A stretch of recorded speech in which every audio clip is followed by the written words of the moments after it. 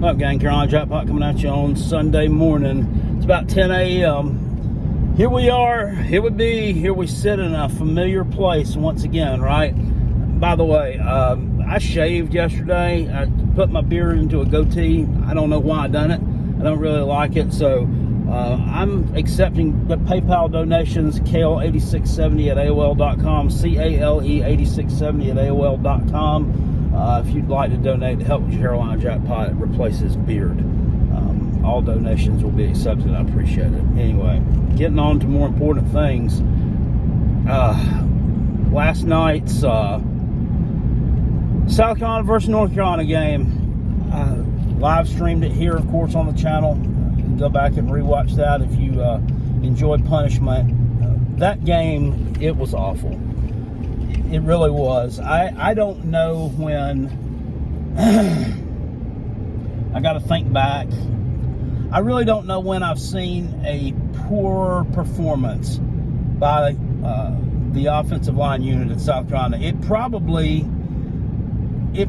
goes back to a couple of those Clemson blowouts back in like 2016, 17. A man just absolutely dominated up front by North Carolina's defensive line. By North Carolina. 9 sacks. We gave up 9 sacks last night. North Carolina had 17 sacks all of 2022. Just piss poor. Just absolutely awful. That left tackle we got, he transferred from Eastern Illinois or whatever. That's something he needs to go back wherever he came from, man. He is horrible. That's the one who replaced Jalen Nichols, the kid that got hurt in the damn spring game. Yeah, I don't know. Have Jalen Nichols played last night? Would that have made much difference? I don't know. Maybe that saves you 2 sacks. Okay, we still got sacked 7 times. Just abysmal. Spencer Rattler last night was 30-39 for 353 yards. No touchdowns. No touchdowns. No interceptions, though. He didn't throw any picks last night. I have one thing to say. He's a baller. He deserves a freaking medal of courage for last night, for what he did. He was abused all night long, and it wasn't his fault. And I had people in the comment section, idiots, last night typing. They were trolling, I'm sure, that he's hot garbage, he's terrible. No, he's not hot garbage, and he's not terrible. He's got an arm. He's not allowed to put it on display like he needed to. He couldn't. He got 0 pass pro. 0 pass pro. I don't know how they grade stuff out anymore. I mean, I don't know how film gets graded, or like if it gets a numerical grade, a letter grade, if you get a grade by position or what. I know when I played football in high school, the offensive line, they got grades. I mean, you got a grade. I mean, you blocked, you were 60%, or you were 75%, or it was just based on, how well you executed what you were supposed to do. That unit last night got maybe a fucking 0. The whole entire unit. It was just abysmal. Negative yards rushing. Negative. And that was from the 22 yards of sacks that were negative yardage that Spencer Rattler took last night. Dak Joyner, 12 rushes for 23 yards. And they say, well, he ain't no running back. You know, SEC running back. How would you know?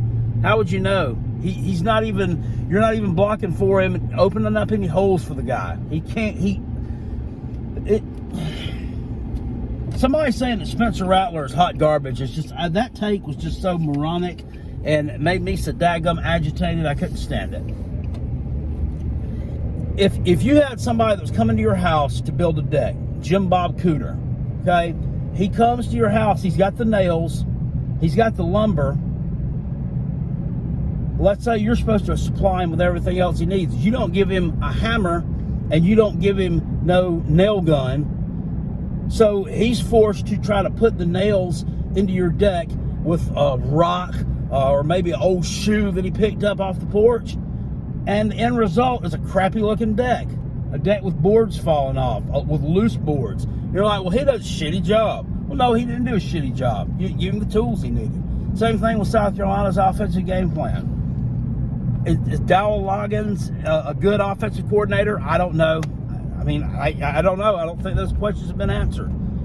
I think that they actually abandoned the run game a little bit too early, and UNC knew exactly what to key on. And then I look at the QBRs, the quarterback rating. Spence is like a 44 QBR. Yep, he got sacked 9 times.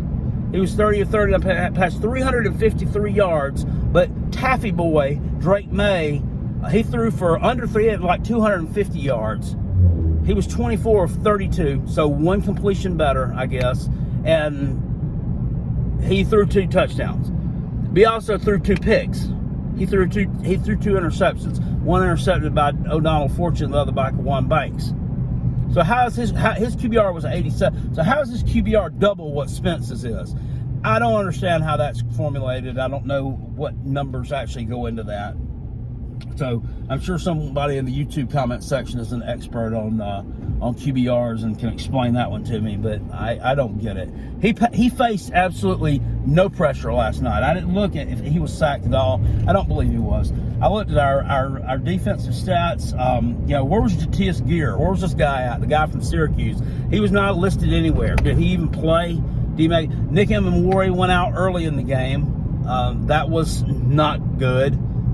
I hope Nick's okay. God. I don't understand. We have all these nagging little fucking injuries that happen, and it's every year. It's every year. We got somebody's nicked up, somebody's dinged up. You get a torn ACL, somebody gets a soft tissue injury here and there. And I know it happens to every team, but it just seems like when it happens to your team, it's magnified times 10. You play in Columbia, South Carolina. That's where you play and you live and you train at. Columbia, South Carolina. It's one of the hottest places on God's green earth.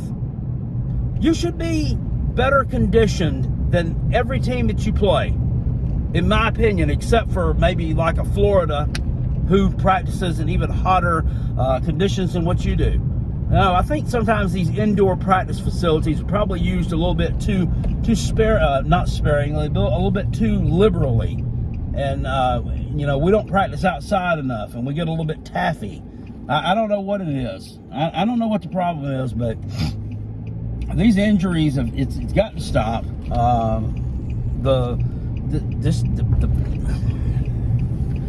I can't even go off on the defensive line enough because I'm spending the whole time going off on the offensive line. It's worse. I could live with the defensive line not being great if you could open some holes for a run game, if you could pass protect your quarterback a little bit, if you could maybe give up 1 sack a game, maybe 2 at the most, instead of damn almost double-digit sacks. That's awful. I'd have to go back and look and find when we've had a performance that bad. I can't remember one. And it didn't even look to me like the entire first half. It didn't even look like North Carolina was getting a ton of rushing yards, but it didn't look like they were because it was so dang effortless. Because they were just moving guys around and just kind of running it at will. And that's North Carolina, UNC, a traditionally soft, taffy team. And I can't tell that they're not traditionally soft and taffy right now. It's just that we're worse. I don't know. All I heard in videos, all I heard from Shane Beamer, all I heard from these press conferences that I've been watching all of July, all this stuff. All I've been hearing is how hard we've been working, how much we've been grinding, how difficult training camp was, how it's made me better, though, how difficult it was. It doesn't look like you guys did anything all summer. It literally didn't. It looked like you sat around with Carolina Jackpot, drank Miller Lights, and ate Debbie cakes. You ate fudge rounds all summer. It doesn't look like you put in any work. And I know they did, but this is going to be a long season, and this is why I don't get high expectations. Some of these people sitting there, I think we can go 9-3 this year, Jackpot. I really do. And that's great. I mean, I love it when people have an optimistic attitude. We need people like that in the world to have optimism and have a good attitude about things. But when there's a fine line between being optimistic and being delusional and predicting things that in your heart of hearts are not going to happen. They're not true. I just hope and pray to God we don't lose any recruits over this.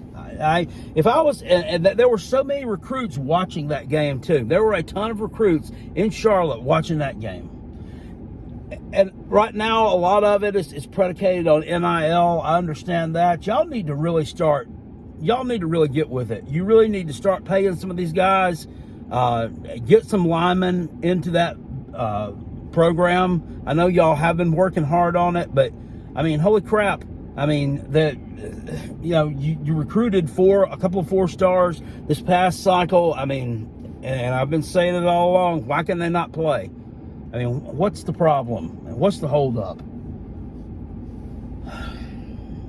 I want to win games, and this even is going to magnify the idiot Clemson fans out there. And yeah, you're idiots. The idiot Clemson fans, there's plenty of you.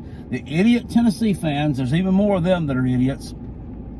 By the way, they told me Joe Milton didn't overthrow the ball yesterday. He looked great. Okay, whatever. And then their defense looked great. Well, I'll talk about that more later on. It was Virginia, guys. It was Virginia.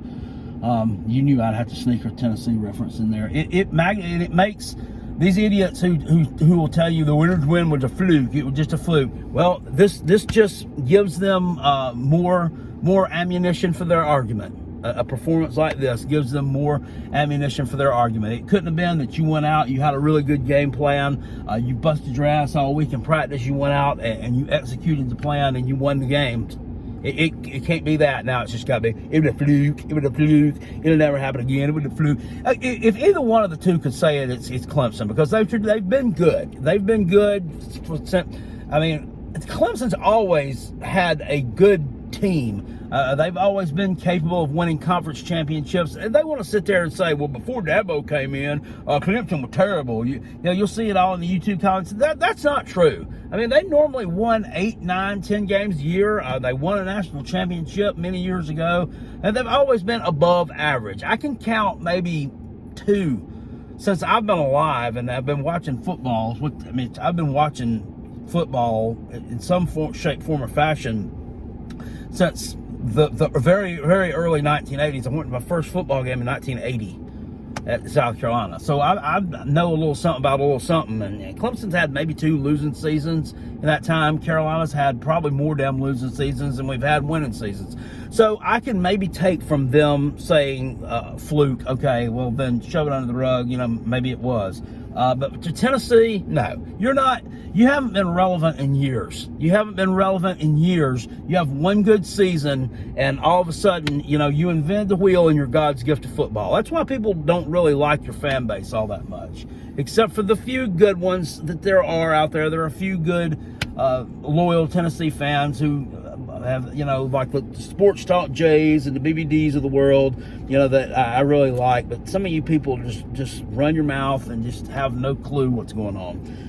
But this, like I said, this further solidifies their argument that we're not there. And this year, this team is hot garbage on the line of scrimmage. It is hot garbage on the lines of scrimmage, and I think that's sad because you have some good skill position players. When Juice Wells comes back, would that have made a difference last night? No. I mean, when your quarterback is on his back the entire game or running for his life the other part, who you've got at wide receiver, it doesn't matter. You could have had freaking Tyreek Hill out there with I can't even think Jamar Chase on the other side, and T. Higgins sitting on the bench ready to come in for you, and you still wouldn't have caught any balls and would have still been a flaming turd. So onward to next week's game. We play Furman and Williams-Brice. It's either 7 or 7:30 next Saturday. I looked it up. I can't remember the time. I think it's 7:30. This game will be on ESPN Plus. So everybody will say, game's not on TV. Jack Potter's not going to be on TV. Well, we're going to live stream it next Saturday night. Hopefully we get a better result. Furman is not a bad FCS team by any stretch of the imagination. We'll have idiots out there laughing. You're playing an FCS school. Wait, why is the SEC team even playing an FCS school, Carolina Jackpot? Y'all are to beat them by 100. That's not going to happen. It's really not. I'll settle for 31-13, or I'll settle for 35-14. Furman's going to score. and there will sack South Carolina. I guarantee you they will, because between this morning and next Saturday night, that left tackle ain't gonna get no better. Hopefully he's not out there. You know, when you've got 5 guys, a group of 5 guys, and they're all terrible, I don't know how you can fix that. All you can do is work. All you can do is get grinding and get to working at it, and try to level up. That's all you can do. We have what we have, and we've got to make the best with it. So hopefully last night's performance, it will be the worst of the year. It has to be. That has to be the worst of the year, and you can only get better from here. So that's about all I got to say about that, guys. Congratulations to your team if it won. So congratulations to Tennessee for beating Virginia yesterday. They played well, and you know, they kind of dominated Virginia, especially in the second half. You know, congratulations to the other teams that won as well. I'm going to do a video later on, hopefully, with some winners and losers from yesterday. So I'll see you guys later on. I appreciate it. As always, peace. I'm out of here. Go Gamecocks. Go Coach Beamer. Let's shake this one off and go get the next one. Woo!